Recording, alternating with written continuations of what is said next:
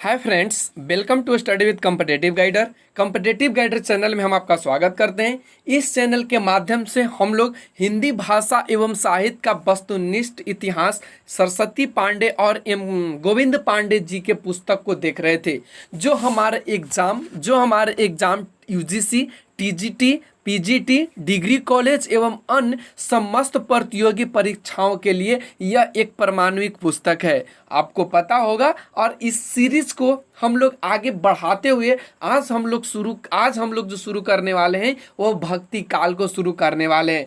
प्यारे साथियों, अभी से पहले हमने आदि काल को समाप्त किया है। अभी से हमने पहले 4 वीडियोज में आदि काल को समाप्त किया है। अगर आप लोग में से कोई भी अगर ऐसे दोस्त हैं जो 4 वीडियो आदि काल के उसको नहीं देखे हैं तो प्लीज वे सभी 4 वीडियो को वहां से आप देखिए, वहां से आदि काल को समझिए, उसके बाद आप यहाँ पे आइए भक्ति काल की ओर। अगर वीडियो आपको पसंद आता है तो वीडियो को लाइक अवश्य कर दीजिएगा और शेयर भी कर दें, ताकि उन सभी भाई या दोस्त के पास पहुंच जाए जिनको यह सख्त जरूरी है।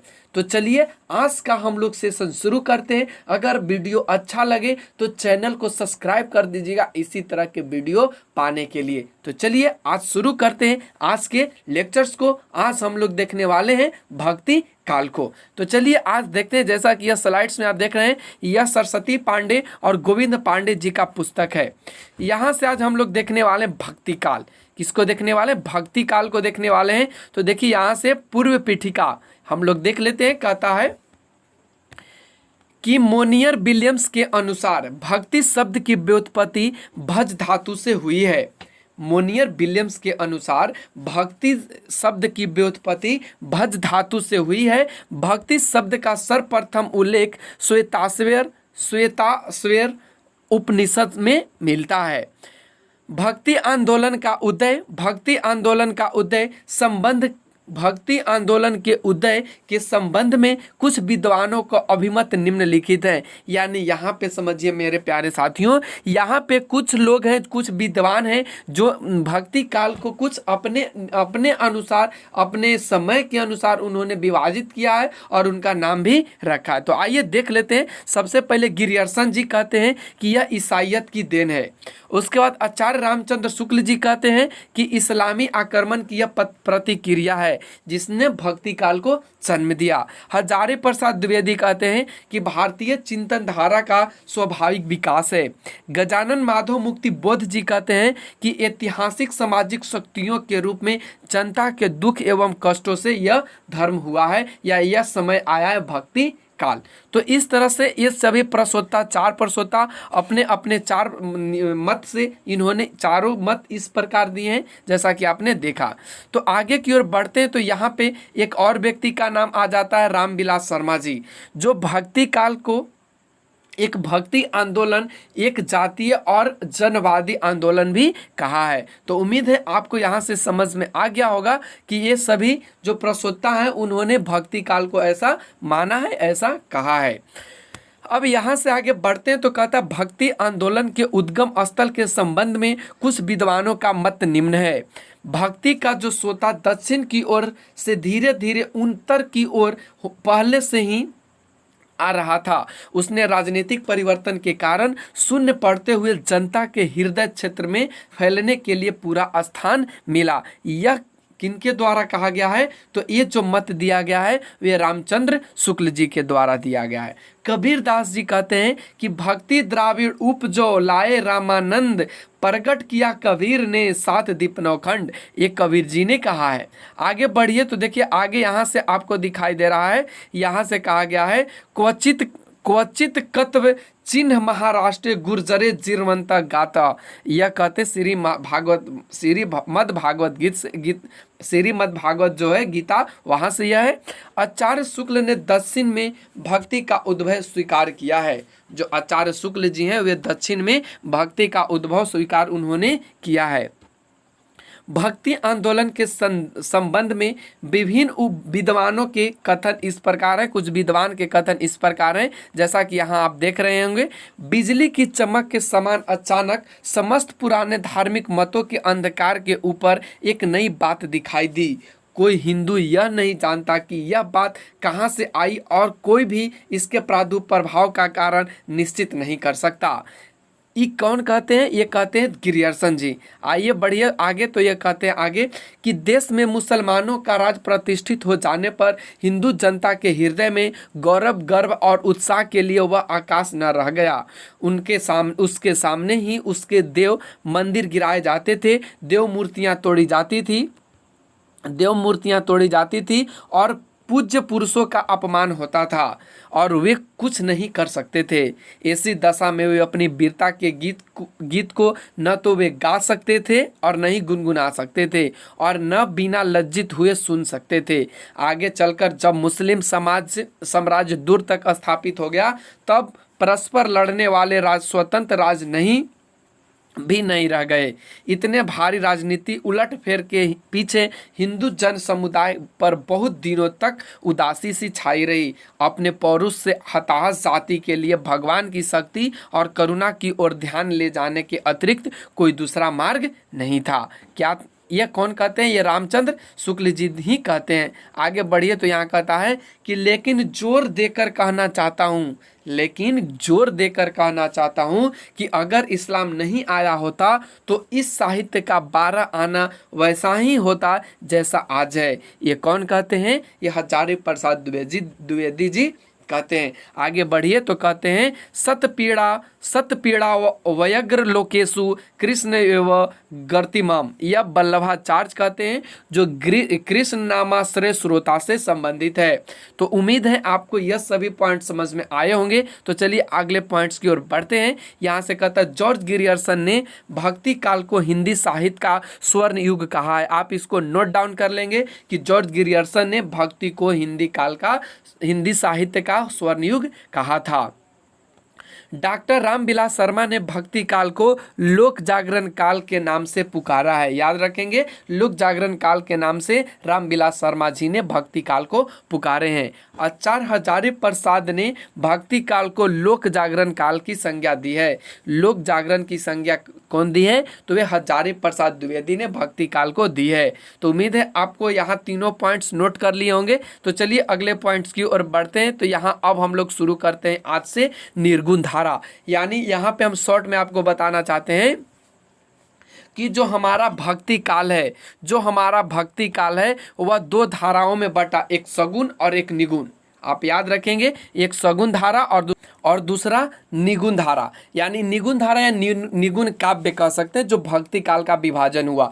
अब यहाँ से हम आपको यह जो पहला पॉइंट्स है यह कौन से है? तो यह निर्गुण काव्य धारा की या निर्गुण धारा की है, जिसको ज्ञान आश्रयी शाखा भी कहा जाता है। और इसको और अगर कहें तो इसे संत काव्य भी कहा जाता है या इसके अंतर्गत संत काव्य भी आते हैं। अगर वही बात करें तो निर्गुण काव्य का यह जो निर्गुण काव्य का जो ज्ञान आश्रयी शाखा है, इसका एक और पार्ट आ जाता है जिसका नाम है प्रेम आश्रयी शाखा, जिसमें सूफी काव्य आ जाते हैं। तो हम लोग उसके बारे में अगले पॉइंट्स में देखेंगे। तो आइए देखते हैं हम लोग निर्गुण धारा जो ज्ञान आश्रयी शाखा के नाम से जाना भी जाता है। तो आइए इसमें सबसे पहले यहाँ दिखाई दे रहा आपको पॉइंट्स में कि निर्गुण धारा को ज्ञान आश्रयी शाखा के विद्वानों ने कई नाम दिया है। यानी यह जो निर्गुण धारा के ज्ञान आश्रयी शाखा है उसको कई विद्वानों ने कई नाम दिए हैं। तो आइए देख लेते हैं। प्रस्तोता ये साइड है और ये साइड कौन है? नामकरण। यानी क्या क्या नाम दिए हैं और कौन कौन इनको माने हैं। तो रामचंद्र शुक्ल इसे ज्ञान आश्रयी शाखा कहते हैं। हजारी प्रसाद द्विवेदी निर्गुण भक्ति कहते हैं। राम कुमार वर्मा संत काव्य कहते हैं। परशुराम चतुर्वेदी संत काव्य कहते हैं। गणपति चंद्रगुप्त कहते हैं संत काव्य। तो यहाँ आपने देखा, यहाँ आपने देख लिया। चलिए अगले पॉइंट्स को देखते हैं। तो यहाँ संत काव्य धारा के प्रथम कवि, यानी संत काव्य धारा के प्रथम कवि और उनके प्रस्तोता कौन उनको प्रथम कवि माने हैं। तो आइए देख लेते हैं। यहाँ आचार्य रामचंद्र शुक्ल जी कबीरदास को प्रथम कवि संत काव्य धारा के मानते हैं। याद रखेंगे, संत काव्य धारा के प्रथम कवि आचार्य रामचंद्र शुक्ल किसे मानते हैं? तो वे कबीरदास जी को मानते हैं। हजारी प्रसाद द्विवेदी कबीरदास को ही मानते हैं।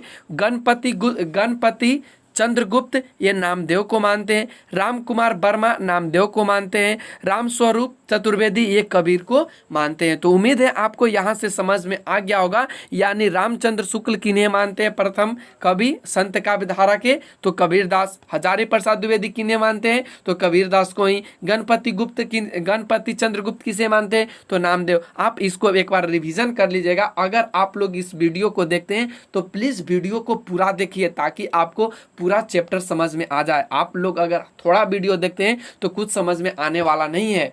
तो चलिए आगे की पॉइंट्स को देखते हैं। आगे यहाँ से पॉइंट्स आपको दिखाई दे रहा है। रामचंद्र शुक्ल ने लिखा, रामचंद्र शुक्ल ने लिखा कि निर्गुण मार्ग के निर्देशक, निर्गुण मार्ग के निर्दिष्ट प्रवर्तक कबीरदास ही थे। आप इसको नोट कर लेंगे कि रामचंद्र शुक्ल ने निर्गुण मार्ग के निर्दिष्ट प्रवर्तक किसे माना है, तो ये कबीरदास जी को माना है। आगे पॉइंट्स में बढ़े तो हिंदी में भक्ति साहित्य की परंपरा का प्रवर्तन नामदेव ने किया है। हिंदी में भक्ति साहित्य की परंपरा का प्रवर्तन नामदेव ने किया है। महाराष्ट्र के संत परंपरा के आदि कवि मुकुंद राज को माना जाता है। उन्होंने सन 1190 में मराठी का पहला काव्य ग्रंथ विवेक सिंधु लिखा। याद रखेंगे, महाराष्ट्र के संत परंपरा के आदि कवि मुकुंद राज को माना जाता है और इन्होंने 1190 में मराठी का पहला ग्रंथ का विवेक सिंधु को लिखा है। उम्मीद है आपको समझ में आया होगा। चलिए अगले पॉइंट्स को देखते हैं। तो यहाँ अगला पॉइंट्स कहता है कि महाराष्ट्र में महानुभव और वारकरी, महाराष्ट्र में महानुभव और वारकरी नामक दो संप्रदाय प्रचलित थे। कितने संप्रदाय प्रचलित थे, तो ये की ओर बढ़ते हैं, आगे की ओर देखिए बढ़ते हुए चलते हैं। तो यहाँ पे कहता है यहाँ पे कि महानुभव संप्रदाय के प्रवर्तक चक्रधर और वारकरी संप्रदाय के मूल प्रवर्तक संत पुंडलिक माने जाते हैं। आप यहाँ से इसको नोट डाउन कर लेंगे कि महानुभव संप्रदाय के प्रवर्तक चक्रधर और वारकरी संप्रदाय के मूल प्रवर्तक संत पुंडलिक माने जाते हैं। चलिए अगले पॉइंट्स को देखते हैं। तो यहाँ पे कहता है कि कुछ ऐतिहासिक दृष्टि से वारकरी संप्रदाय के प्रथम उन्नायक संत ज्ञानेश्वर हैं। याद रखेंगे, इसको याद रखेंगे नोट डाउन करके कि ऐतिहासिक दृष्टि से जो वारकरी संप्रदाय के प्रथम उन्नायक संत माने जाते हैं वे किन्हें माने जाते हैं, तो वे ज्ञानेश्वर जी को माने जाते हैं, संत ज्ञानेश्वर। चलिए आगे की ओर बढ़ते हैं। तो यहाँ पे आपको कुछ दिखाई दे रहा है कि महाराष्ट्र के भक्त संत नामदेव का संक्षिप्त विवरण या उनके संक्षिप्त परिचय यहाँ पे किनके बारे में दिया गया है, तो संत भक्त जो हैं वह नामदेव जी के बारे में। देखिए यहाँ पे संप्रदाय जो संत नामदेव जी हैं वे वारकरी संप्रदाय के हैं। उनका जो जन्म है वह देखिए यहाँ से 1135 और मृत्यु 1215। वह जाति के दर्जी जाति के हैं। गुरु का नाम विसोबा खेचर, यानी नामदेव जी के जो गुरु हैं उनका नाम है विसोबा खेचर और उन्होंने रचना मराठी और हिंदी दोनों में की है। उन्होंने जो मराठी में की है अभंग की है और हिंदी में गुरु ग्रंथ साहिब में उन्होंने की है। तो उम्मीद है आपको यहाँ तक समझ में आ रहा होगा। चलिए अगले पॉइंट्स की ओर बढ़ते हैं, अगले पॉइंट्स की ओर बढ़ते हैं। अगला पॉइंट्स देखिए यहाँ पे नामदेव की किन्हीं दो रचनाओं की भाषा निम्नलिखित है। देखिए यहाँ पे आपको दिखाई दे रहा होगा कि नामदेव की हिंदी रचनाओं की जो भाषा है वह निम्नलिखित है। कौन कौन से देखिए जरा, यहाँ से फर्स्ट में दिया है सगुन भक्ति के पदों की ब्रज भाषा में, यानी सगुन भक्ति की जो पद है वह भाषा कौन सी है, ब्रज है। और निर्गुण पदों की भाषा नाथपंथियों द्वारा ग्रहित खड़ी बोली या सधुकड़ी भाषा में है। तो ये नामदेव जी के बारे में जो उन्होंने रचनाएं की है उनकी भाषा के बारे में यहाँ पे बताया गया। चलिए अगले पॉइंट्स की ओर देखते हैं। तो अगला पॉइंट यहाँ आपको दिखाई दे रहा प्रमुख संत कवियों का संक्षिप्त जीवन वृत्त निम्न है। यानी कुछ जो कवि हैं जो प्रमुख हैं उनके जीवन इस प्रकार बताया गया है। जैसे देखिए यहाँ पे रैदास जी की बात करें तो इनका जो जन्म है 1388, मृत्यु 1518, जन्म स्थल काशी, इनके गुरु का नाम रामानंद और ये जो जाति थे उनकी चमार थी, इनके माता पिता का कोई पता नहीं था। चलिए अगले पॉइंट्स की ओर देखिए। यहाँ पे कबीरदास, इनकी जो जन्म है 1398 से 1398, मृत्यु इनको 1518 में हुई। काशी में इनकी जन्म स्थल है। गुरु का नाम रामानंद ही है और ये जाति का जुलाहा, इनके माता पिता नीरू और नीमा को माने जाते हैं। लेकिन वैसे ये माने नहीं जाते हैं, आगे हम लोग इसके बारे में डिटेल से इनके बारे में पढ़ेंगे। यहाँ पे उसके बाद जम्भनाथ। जम्भनाथ का जन्म 1451, मृत्यु 1523। ये जन्म स्थल नागौर से हैं और इनके गुरु बाबा गोरखनाथ जाति के राजपूत हैं। हरिदास निरंजनी 1455, इनकी जो मृत्यु है 1543। डिडवान जन्म स्थल इनका था डिडवान। और ये प्रयागदास, ये परागदास, प्रयाग नहीं है, परागदास के ये इनके परागदास गुरु थे। और ये जाति इनके बारे में नहीं बताया गया, नहीं इनके माता पिता के बारे में बताया गया है। आगे बढ़िए तो यहाँ पे गुरु नानक की बात करें तो इनकी जन्म 1469 में, मृत्यु इनकी 1538 में। जन्म स्थल नानकाना में हुआ। गुरु का नाम इनका पता नहीं, लेकिन जाति खत्री है। माता पिता यहाँ पे कालूराम है और पिता तृप्ता है। उसके बाद सिंगा की बात करें तो 1519 में इनकी जन्म होती है। 1659 में ये मर जाते हैं। इनका जन्म स्थल खजूर मध्य प्रदेश में है। गुरु का नाम मनरंगगीर है, देखिए यहाँ से मनरंगगीर है, और जाति के ग्वाला हैं। लालदास, ये 1540 में इनकी जन्म होती है, 1648 में मृत्यु। और ये अलवर जन्म जिनका स्थल रहा है, जन्म स्थल। और ये उनके गुरु का नाम गदन चिश्ती जाति के मेव हैं। दादू दयाल 1544 में इनकी जन्म, मृत्यु 1603। अहमदाबाद वृद्ध भगवान इनके गुरु रहे और ये धुनिया जाति के थे या मोची कह सकते हैं। मलुकदास, ये 1574 में इनका जन्म हुआ और 1682 में इनकी मृत्यु। जन्म स्थल इलाहाबाद। गुरु का नाम पुरुषोत्तम। ये खत्री या क्षत्रिय संप्रदाय खत्री के थे और इनके पिता का नाम सुंदरदास था। माता का नाम यहाँ पे चर्चा नहीं किया गया है। अगला है बाबालाल। इनकी जन्म 1590, मृत्यु 1655। जन्म पंजाब में। इनके जाति के बारे में यहाँ पे इनके गुरु के बारे में यहाँ पे नहीं बताया गया। जाति के क्षत्रिय थे और इनके माता पिता का भी चर्चा नहीं किया गया है। सुंदरदास की बात करें तो ये 1596, 1689 में इनकी मृत्यु हो जाती है। 1596 में जन्म होती है। यह जो इनका जो जन्म स्थल है वो जयपुर है और इनके गुरु दादू दयाल हैं। ये बनिया जाति के हैं और इनके पिताजी हैं। माता पिता के नाम दिया यहाँ पे। इनके पिताजी का नाम परमानंद और माता का नाम सती है। तो उम्मीद है यहाँ से हम लोगों ने प्रमुख संत कवियों को देख लिया और उनके जीवन चक्र के बारे में देख लिया, किस तरह से उनके जीवन कब कहाँ और उनका जन्म कहाँ हुआ था। तो चलिए अगले पॉइंट्स की ओर बढ़ते हैं। अगला पॉइंट्स यहाँ से देखिए, कहता है कि डॉक्टर बच्चन सिंह ने लिखा है कि हिंदी भक्ति काव्य का प्रथम क्रांतिकारी पुरस्कर्ता कबीर है। इसको आप नोट डाउन कर लेंगे कि डॉक्टर बच्चन सिंह ने लिखा है कि हिंदी काव्य का प्रथम क्रांतिकारी पुरस्कर्ता कौन है, तो कबीर हैं। आगे की ओर बढ़िए तो यहाँ कहता है कि मुसलमानों के अनुसार कबीर के गुरु का नाम सूफी फकीर शेख तकी है। याद रखेंगे इसको।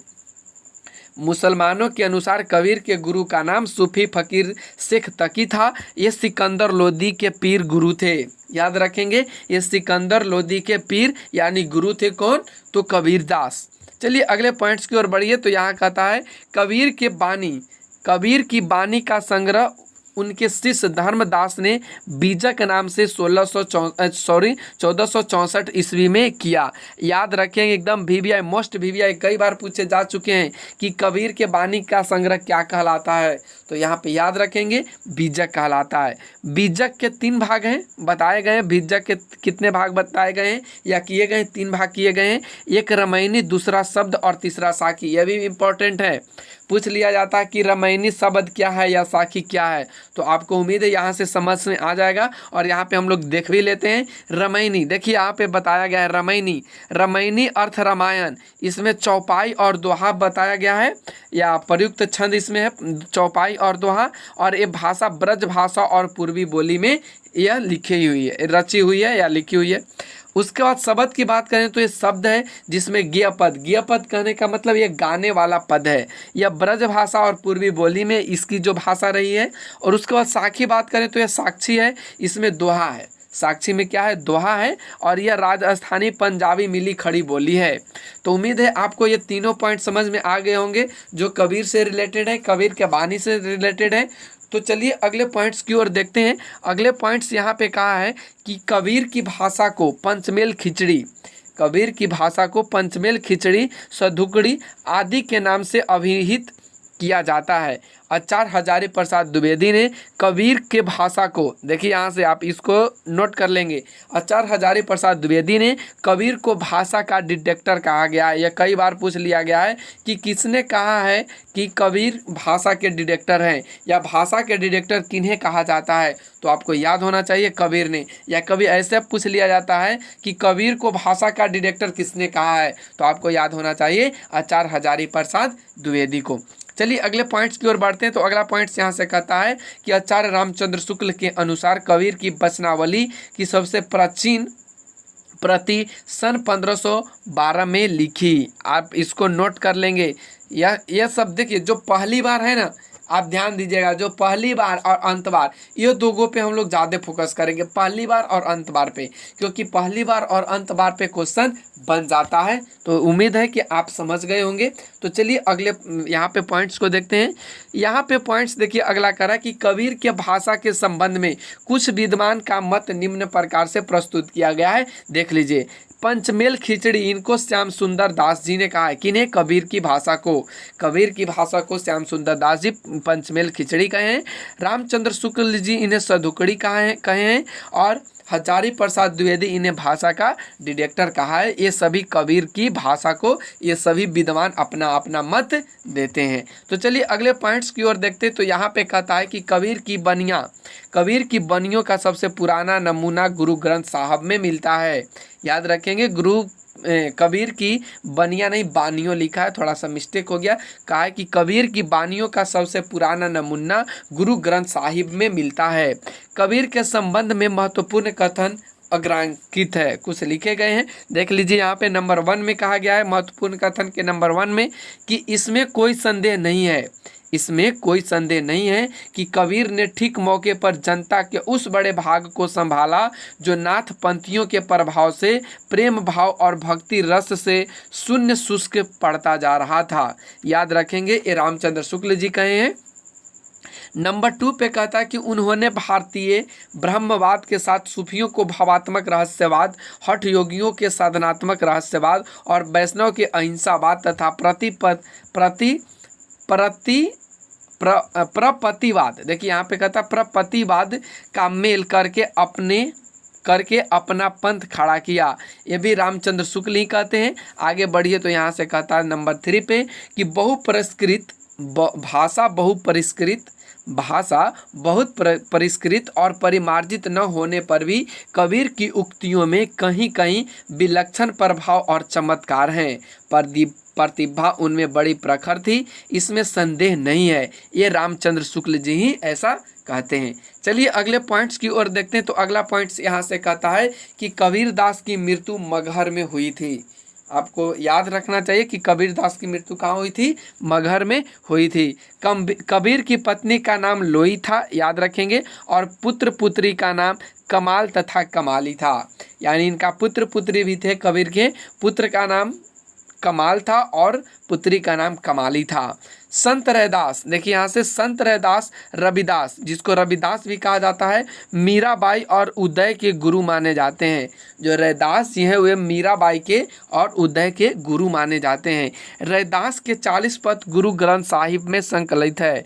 आप याद रखेंगे इसको कि रैदास के 40 पद गुरु ग्रंथ साहब में संकलित हैं। ये सब आप सरसरी निगाहों से देख लीजिएगा, एक बार पढ़ के आप लोग भी। यहाँ से कहता है गुरु नानक देव सिख संप्रदाय के मूल प्रवर्तक और आदि गुरु थे। इसको आप नोट कर लेंगे कि गुरु नानक देव सिख संप्रदाय के मूल प्रवर्तक एवं आदि गुरु थे।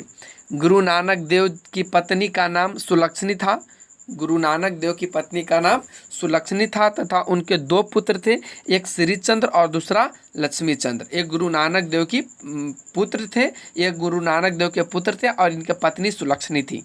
आगे बढ़िए तो गुरु नानक देव की कुछ प्रमुख रचनाएं हैं, जिनमें जपू जी, आप इसको नोट कर लेंगे, जपू जी, आशा दीवार, रही रास और सोहिल्ला इनकी प्रमुख ग्रंथ है जो गुरु ग्रंथ साहिब में संकलित हैं। उम्मीद है आपको समझ में आ गया होगा। अगले पॉइंट्स की ओर बढ़िए तो यहाँ से देखिए कहता है कि जपू जी नानक दर्शन का सार तत्व है। जपू जी नानक दर्शन का सार तत्व है। देखिए यहाँ से नसीहतनामा नानक देव की महत्वपूर्ण रचना है। नसीहतनामा नानक देव की महत्वपूर्ण रचना है। प्रमुख संत कवियों से संबंधित प्रसिद्ध स्थल निम्नलिखित हैं। कुछ संत कवि हैं, उनसे कुछ संबंधित स्थल हैं, तो आइए देख लेते हैं सरसरी निगाहों से। यहाँ पे कहता है कि संभरा स्थल समाधि स्थल है किनका, तो जम्भनाथ जी का। फिर उसके बाद अलख दरीबा सत्संग स्थल है दादू दयाल, इससे संबंधित कवि हैं। उसके बाद बाबा लाल का शैल या बड़ौदा, जो बाबा लाल संत कवि के रूप में यहाँ देखा जाए उनसे संबंधित है। उसके बाद मगहर मृत्यु स्थल है किनका, कबीरदास जी का। सागनेर ये सुंदरदास, ये भी मृत्यु स्थल है सुंदरदास का, जो सागनेर मृत्यु स्थल है।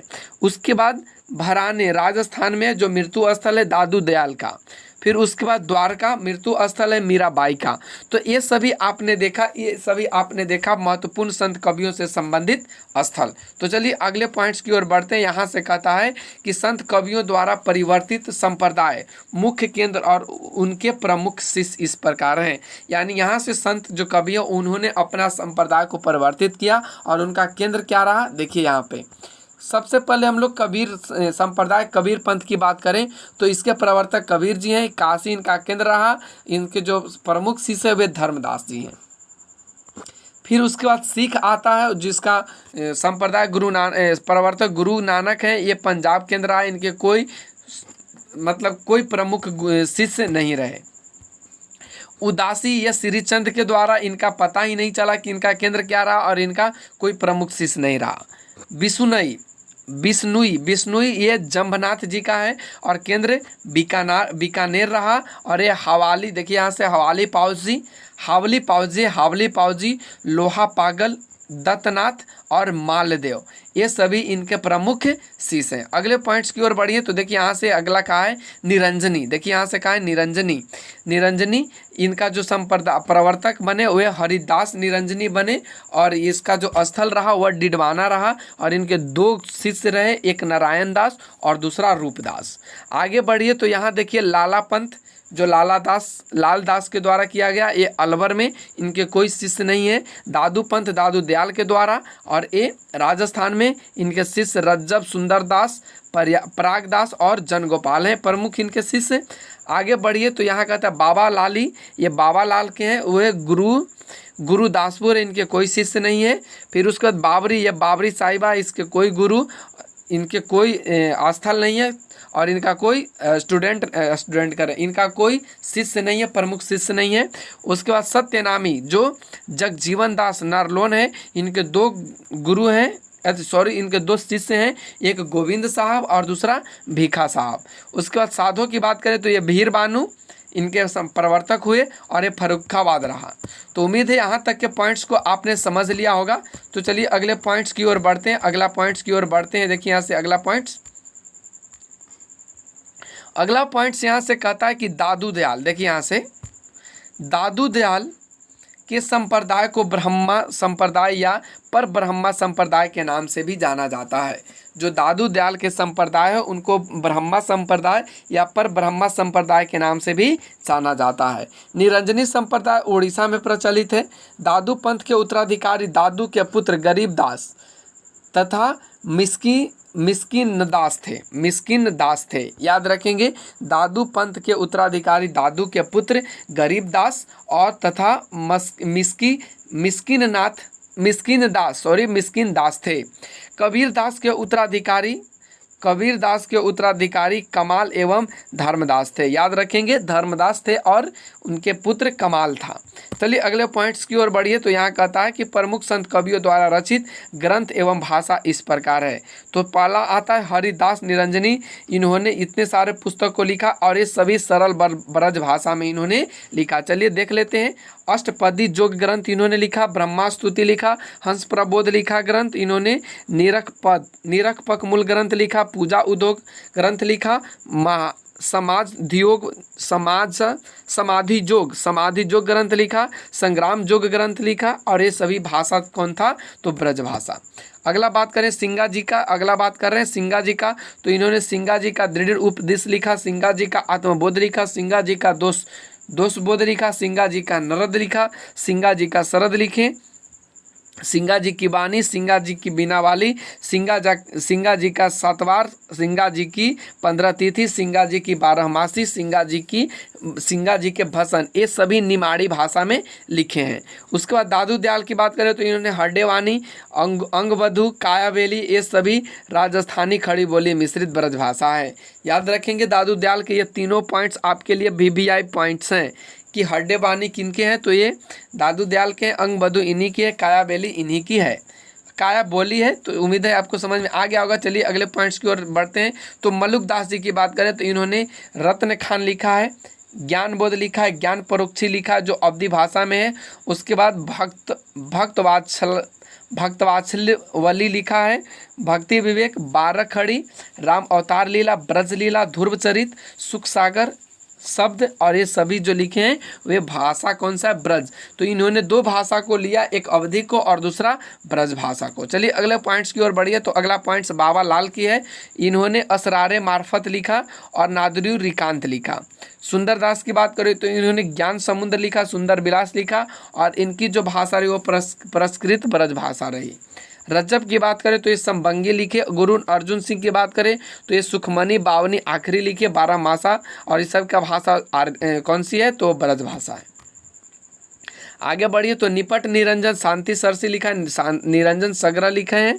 फिर उसके बाद अक्षर अनय की बात करें तो राजयोग, विज्ञान योग, ध्यान योग, सिद्धांत बोध, विवेक दीपिका, बाह्य ब्रह्मा ज्ञान और अनन्य प्रकाश, ये सभी अक्षर अनन्य के द्वारा लिखा गया। तो उम्मीद है आपको यहाँ तक के पॉइंट्स को समझ में आया होगा।